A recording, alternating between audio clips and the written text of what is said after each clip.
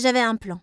Après avoir garé la voiture sur le bord de la route, j'ai menti à ma petite sœur, Brie, pour qu'elle sorte. Je l'ai ensuite conduite dans une parcelle de bois. « Vas-y, ferme les yeux et serre cet arbre dans tes bras. Cela rendra ton souhait réalité !»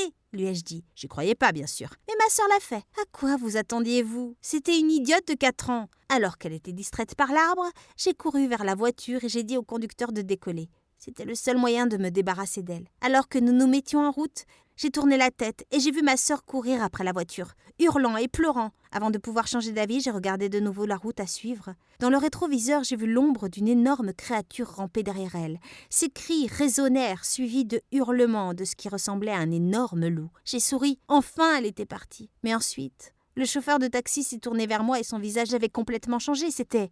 Brie?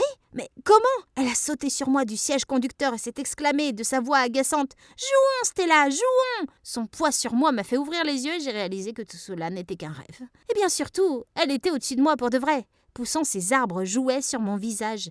Elle était obsédée par les arbres depuis qu'elle avait vu le magicien d'Oz. « Lâche-moi, gamine !» je lui ai dit. Je lui ai crié dessus et je l'ai repoussée. Elle est tombée du lit, elle s'est mise à pleurer sans cesse de cette voix aiguë et irritante. Il y avait un peu de sang dans sa bouche, alors j'ai vérifié si elle allait bien.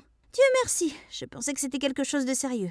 Elle n'avait qu'une dent ébréchée. Quelques secondes plus tard, mes parents se sont précipités et ont commencé à la réconforter. « Qu'as-tu fait ?» Mon père m'a crié dessus. « Mon Dieu, détendez-vous !» Il criait comme si je l'avais tué ou quelque chose comme ça. « C'est tout, Stella.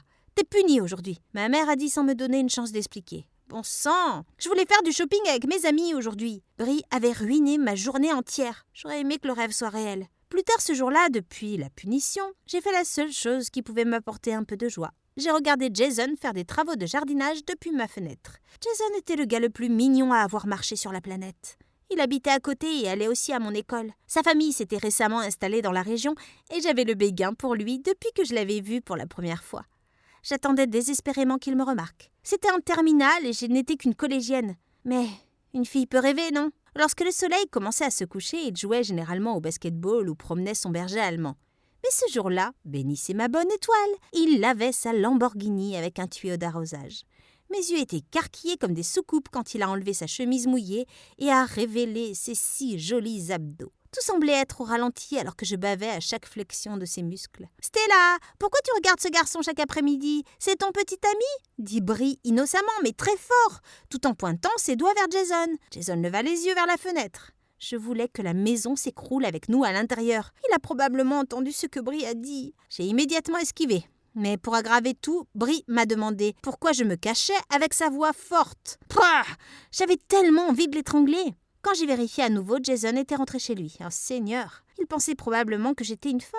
Alors que j'étais sur le point de m'endormir plus tard dans la nuit, Brie a de nouveau fait irruption dans ma chambre, portant ses arbres jouets. « Disparais, Brie !» Je l'ai poussée hors de la porte avant de la verrouiller. Des trucs comme ça lui arrivaient tous les soirs. J'ai jamais eu la paix. Le lendemain à l'école, alors que je me dépêchais d'aller à mon premier cours, je suis tombée sur Jason devant tout le monde. « Hé, Stella !» Il y avait tout un essaim de papillons dans mon estomac quand il m'a souri. « Je fais une fête ce week-end et je me demandais si tu aimerais venir. » a-t-il dit en guise d'invitation. Et je voulais juste m'évanouir de bonheur. J'ai immédiatement dit oui et j'avais l'impression que mes yeux se transformaient en cœur. Le jour de la fête, je me suis réveillée tellement excitée, c'était fou. J'étais sur le point de choisir ma tenue pour le soir lorsque mes parents sont entrés et ont lancé une bombe effrayante sur moi. « Nous allons chez vos grands-parents ce soir, alors tu dois garder ta sœur. Ne quitte pas la maison, quoi qu'il arrive. » a fermement ordonné ma mère. J'ai failli m'évanouir sous le choc. Je les ai suppliés d'emmener Brie, mais ils ont refusé. J'étais tellement énervée au début. Mais ensuite, une idée m'est venue à l'esprit. Je pourrais enfermer Brie dans sa chambre avant de me faufiler à la fête. Puis, je serai de retour à minuit, pas de mal. Dès que maman et papa sont partis, j'ai couru et je me suis habillée. Puis, avant de partir pour la fête, j'ai vérifié Brie dans sa chambre. Elle dormait, serrait son arbre jouet. J'étais sur le point de verrouiller la porte de sa chambre quand elle a soudainement parlé. « Stella, qu'est-ce qu'il y a ?» J'ai demandé. « Je t'aime », dit-elle dans une douce, somnolente petite voix. J'ai été touchée un instant. Mais juste un instant. Puis j'ai verrouillé la porte. Après avoir confirmé que le chemin était dégagé, j'ai sauté à côté, anxieuse, excitée et énervée à la fois. Le sourire sur mon visage a disparu lorsque je suis entrée dans la maison. Je ne m'attendais pas à être la seule collégienne de la fête. C'était plein de personnes lycéennes et Jason était occupé avec une autre fille du lycée. Oh mon Dieu, mais qu'est-ce que je faisais ici? La nuit était encore jeune, mais je voulais déjà rentrer chez moi car personne ne me parlait. J'étais comme une étrangère. Juste au moment où j'étais sur le point d'échapper à la fête, Jason est venu vers moi et m'a dit bonjour. J'étais à nouveau immédiatement remplie d'excitation. Il n'y avait aucun moyen que je parte maintenant. Au moment où je commençais à profiter de ma nuit avec Jason, ma mère a commencé à m'appeler. Il y a eu beaucoup d'appels manqués, mais j'ai décidé de les ignorer. Elle voulait probablement juste vérifier pour Brie. Je me suis excusée juste avant minuit pour jeter un œil à Brie dans sa chambre, juste pour, vous savez, m'assurer que tout allait bien. Ce que j'ai vu m'a laissé horrifiée. Le lit de Brie était vide et sa fenêtre était grande ouverte. Oh non! J'ai passé près d'une heure à la chercher dans tous les coins, placards et chambres de notre maison, mais je ne pouvais pas la trouver nulle part. Je l'ai même cherchée sous l'évier, à l'intérieur de ces grands vases antiques, car elle était si petite. Mais il n'y avait aucune trace d'elle, nulle part. Elle n'était pas non plus dans notre cour ou dans notre cabane, dans les arbres. Le cœur battant à toute vitesse de panique, je me suis précipitée dehors pour continuer à la chercher, mais je n'ai pas eu de chance. Peut-être qu'elle est allée à la fête. Je suis retournée chez Jason et j'ai demandé de l'aide. J'ai vu Jason embrasser cette fille. J'étais furieuse. J'ai essayé de les interrompre en lui demandant à lui et à son ami s'ils avaient vu Brie. Mais il m'a simplement ignoré. Quel crétin! J'ai fini par pleurer. Ça faisait 1 heure de recherche de Brie dans notre quartier. Ma nuit pouvait-elle être pire? Devais-je appeler la police? Non, je ne peux pas appeler la police. Ils le diraient probablement à mes parents et ils me tueraient. Mes parents n'arrêtaient pas de m'appeler pour me renseigner sur Brie, mais je les ignorais. J'étais la seule à être blâmée pour cela. Je ne pouvais pas leur dire ce que j'avais fait. J'ai passé le reste de la nuit à chercher Brie et à pleurer. Le lendemain matin, j'ai appelé mes parents et je leur ai dit que Brie avait disparu. Comme prévu, ils étaient furieux contre moi. Ils l'ont immédiatement signalé à la police et la recherche officielle a commencé. Nous avons posté des photos d'elle partout, dans les lieux publics, sur Internet. Sa photo a même fait la première page des journaux. Même notre chat Timothy avait disparu et il était l'animal de compagnie préféré de Brie. C'était comme si Brie venait vraiment de disparaître dans les airs. La vérité m'est alors lentement tombée dessus les jours suivants. Ma petite sœur me manquait. Son visage ennuyeux me manquait chaque fois qu'elle entrait dans ma chambre pour me forcer à jouer avec elle. Me manquait sa voix irritante et sa petite forme fragile qui rebondissait toujours dans la maison.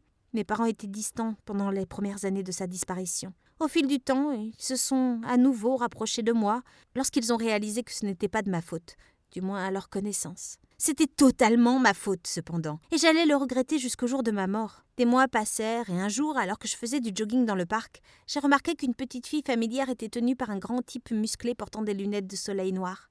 À côté de lui, il y avait un autre gars qui semblait gronder la fille. Elle pleurait quand ils l'ont forcée à entrer dans une camionnette noire garée au bord de la route. Elle avait l'air familière de derrière, et sa voix sonnait aussi. Oh mon Dieu, c'était ma sœur! Au secours! Il kidnappe ma sœur! J'ai crié en courant après eux, comme un guépard chassant une gazelle, ce qui a attiré l'attention de tout le monde. J'ai attrapé une pierre, je l'ai jetée sur la camionnette, brisant leur pare-brise pour les empêcher de partir. Le grand type est sorti de la voiture et a commencé à me crier dessus. « Lâche ma sœur !» je lui ai crié en retour, en attrapant une autre pierre. « Cette fille est folle !» dit-il au flic qui approchait rapidement. J'étais tellement sûre que c'était ma sœur. Mais quand la petite fille a sorti la tête hors du fourgon, j'ai réalisé que j'avais tort. Oups. Les flics se sont excusés auprès des hommes quand nous avons réalisé qu'ils étaient en fait les parents. Elle avait 2 papas. Je suis désolée, j'ai dit. J'ai finalement dû voir un thérapeute parce que j'avais l'impression de perdre la tête. Je voyais le visage de Brie dans chaque petite fille que je rencontrais. Après 10 années difficiles, son dossier a été fermé car il n'y avait pas de piste. Elle venait vraiment de disparaître. Penser à elle me faisait pleurer, surtout chaque fois que je me rappelais ses derniers mots avant qu'elle ne disparaisse cette nuit-là. « Stella, je t'aime. » Le temps passa si vite. J'ai terminé mes études universitaires, obtenu le travail de mes rêves à 25 ans et épousé un gentil collègue appelé Liam. Les souvenirs de Brie n'ont jamais cessé de me hanter.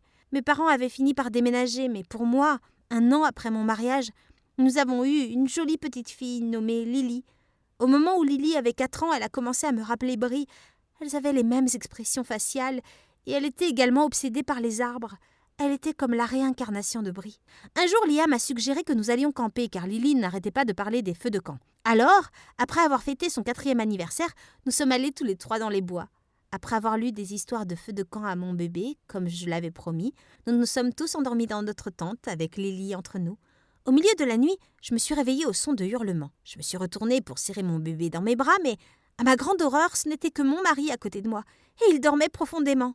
Je l'ai secoué et j'ai crié que Lily avait disparu. Nous avons paniqué tous les 2 alors que nous nous sommes précipités dehors pour la chercher. Nous avons utilisé nos lampes de poche pour chasser, entre les grands pins ombragés. Je ne pardonnerai jamais si quelque chose de mauvais lui arrivait. Liam et moi avons alors décidé de nous séparer pour couvrir plus de terrain. Quelques minutes plus tard, j'ai vu une zone brumeuse au bout du chemin que je suivais. Le contour d'une jeune fille debout devant moi a attiré mon attention. Je me suis rapprochée, j'ai appelé le nom de mon bébé, j'étais sûre que c'était Lily. Pendant que je courais vers elle, une autre ombre apparut derrière elle. Il était plus grand et marchait à 4 pattes. « Non !» j'ai crié quand la créature a hurlé. C'était un loup et il était prêt à bondir sur mon bébé.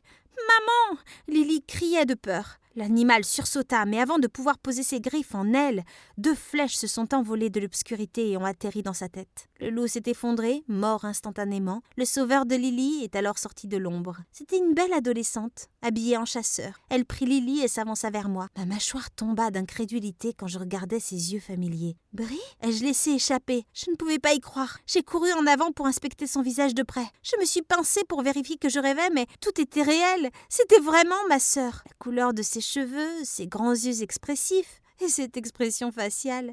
Je connaissais tout. Comment savez-vous mon nom?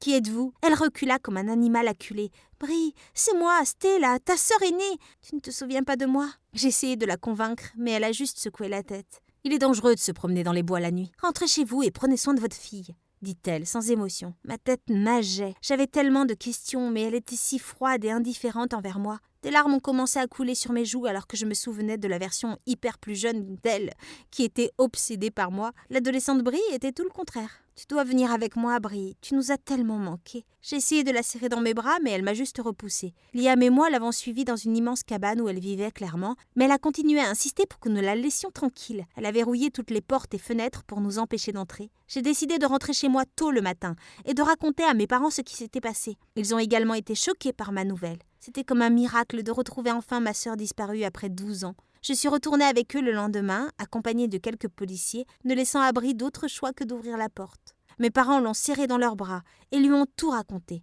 Mais Brie ne voulait pas nous croire. Après quelques tests ADN et d'autres investigations, il a été confirmé qu'elle était vraiment ma sœur. Elle nous a dit, à nous, à la police, qu'elle s'était retrouvée dans le bois après s'être réveillée au bord de la route, mais se souvenait pas comment. Un vieux couple sans enfants vivant dans une grande cabane au milieu des bois l'a alors vue et l'a accueillie comme leur propre enfant. En grandissant, ils l'ont entraînée à devenir une bonne chasseuse comme eux et ne l'ont jamais ramenée à la ville. Tous deux étaient morts il y a des années et maintenant elle vivait seule. Ses parents adoptifs lui ont dit que la ville était un mauvais endroit, alors elle n'a jamais osé y aller. Mes souvenirs sont flous. Je pensais que de mauvaises choses m'étaient arrivées. Je voulais pas m'en souvenir, a-t-elle avoué. Une nuit, je me suis réveillée au son d'un bruissement quelque part dans ma chambre. Je me suis levée pour regarder par la fenêtre et j'ai crié en voyant une silhouette debout sur une branche d'arbre, me regardant avec ses yeux exorbités. Mes parents sont entrés et ont allumé les lumières, seulement pour révéler que c'était Brie. « Oh mon Dieu, Brie, qu'est-ce que tu fais là-haut, à minuit ?» dit ma mère frénétiquement. Je pensais avoir vu une hyène. Je dois la tuer avant qu'elle ne nous tue. Elle avait l'air si furieuse lorsqu'elle a sauté par la fenêtre. « Brie, il n'y a pas de hyène ici !» expliquai-je totalement confuse. J'ai été soulagée lorsque la porte s'est ouverte et que Lily est entrée en courant. « Je l'ai trouvé, Brie !» s'exclama-t-elle joyeusement en tenant le chat de ma mère. Le nouveau Timothy. Très bien, Lily. Brie a ensuite arraché le chat de ma fille et a essayé de le tuer. Mais nous l'avons tous arrêté et avons fait de notre mieux pour expliquer que ce n'était pas un animal sauvage. Nous avons réussi à la calmer et elle s'est endormie pendant que Lily lui caressait les cheveux. Brie semblait normale au cours des jours suivants. Elle apprenait lentement à rester plus longtemps avec nous, surtout avec ma fille. Elles étaient comme les meilleures amies, totalement inséparables. Nous gâtions tous Brie avec de délicieux repas, de beaux vêtements, et je l'aidais à se familiariser avec la ville. Je devais être une grande sœur aimante pour elle cette fois. Un soir, quand je me suis réveillée, Lily n'était pas à mes côtés. Elle avait dû se coucher à nouveau à côté de Brie. Alors je me suis rendormie et je me suis pas inquiétée. Quand je me suis réveillée, j'ai vu une note sur l'oreiller à côté de moi. « Stella, au moment où tu liras ceci, je serai partie, et j'emmène Lily avec moi. Ne t'inquiète pas, je prendrai bien soin d'elle. Mieux que tu t'es occupée de moi. Ne te donne pas la peine de la chercher, car tu ne nous reverras plus jamais. Tu ne mérites pas d'avoir une autre précieuse petite fille dans ta vie, car tu la quitteras probablement un jour, comme tu me l'as fait. PS, je vous déteste tous, mais surtout toi. » À la minute où tous les mots m'ont pénétré, j'ai crié et le monde s'est assombri autour de moi. Quand je suis revenue à moi, les jours avaient passé. Il n'y avait aucun signe de Brie ou Lily. Nous avons vérifié la cabane et toutes les forêts environnantes, mais elles étaient parties. Et pourtant, je les vois partout, à la télé, sur Internet, partout où je vais. Et chaque fois que je ferme les yeux, je vois les visages de ma petite Brie de 4 ans et de ma Lily de 4 ans qui se moquent de moi. Elles ont l'air de me détester. Cela fait maintenant quelques années, j'en vois toujours des affiches et des messages manquants aux journaux locaux et aux chaînes de télévision. Liam et mes parents semblent avoir vraiment abandonné. Mais je n'arrêterai pas de les chercher tant que je vivrai. Maintenant, nous arrivons à la barre des 10 ans. Encore 10 ans avec un autre enfant disparu. Pour la première fois, depuis plus de 2 décennies, j'étais enfin prête à abandonner. Peut-être que je n'avais pas d'autre choix. Mais ensuite, un matin, j'ai reçu un coup de fil. J'ai raccroché, mais je ne pouvais pas croire ce que j'avais entendu. Maman,